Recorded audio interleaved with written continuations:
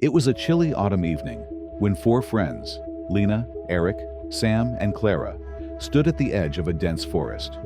They were debating a dare that had haunted their town for years: to spend the night in the infamous abandoned manor, hidden deep within the woods.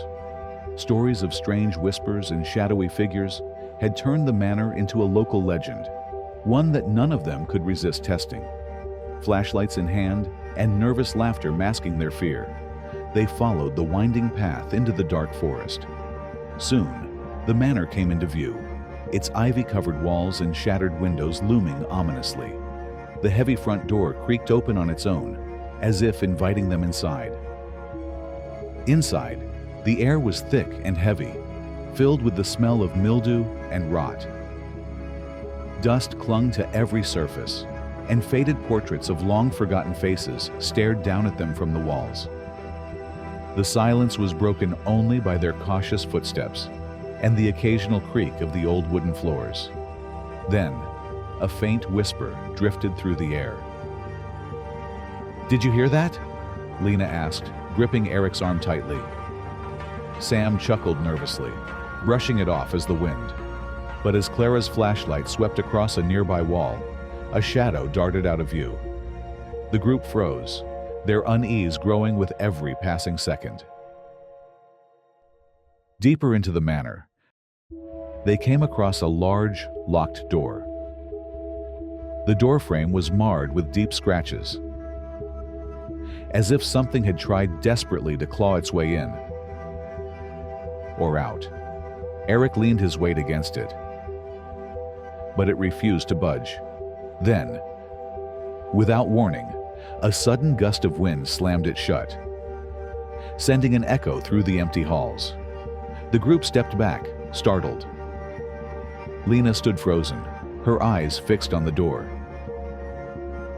She swore she could hear a faint voice coming from the other side, pleading, "Help me!" The others looked at her skeptically, but she couldn't shake the feeling. In a dusty old library, Sam's flashlight reflected off something buried under a pile of cobwebs. He picked it up, a diary, its leather cover cracked with age. Flipping through the pages, the group read entries filled with fear and desperation. The writer described being trapped, tormented by the whispers, unable to escape. "They won't let me leave. The whispers, they're alive," one entry read. Clara slammed the diary shut and urged them to leave immediately. But it was too late. The whispers were no longer faint. They were all around them now, forming words. "Stay with us."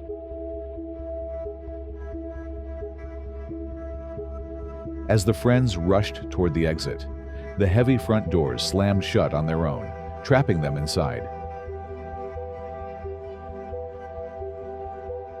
Suddenly, a ghostly figure appeared at the top of the grand staircase. A pale woman in a torn dress, her hollow eyes locked on the group. Her presence radiated a chilling energy that made their breath hitch.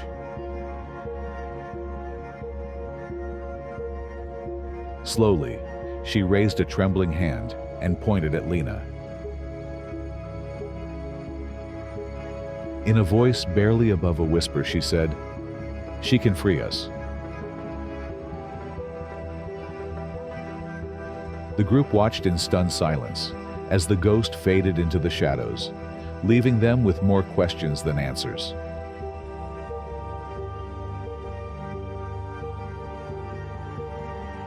With no other choice, they returned to the locked door.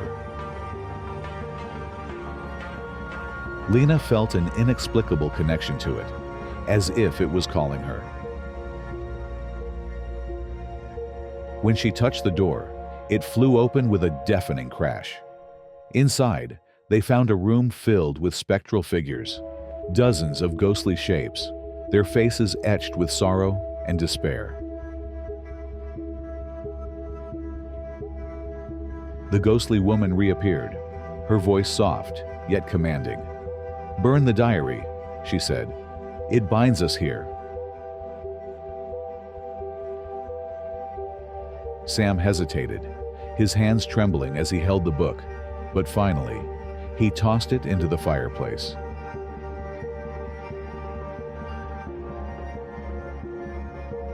The flames consumed the diary, and as its pages turned to ash, the spirits began to fade, whispering their gratitude as they vanished.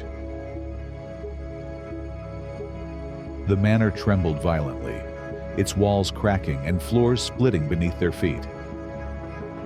The friends bolted, dodging falling debris as the entire house began to collapse.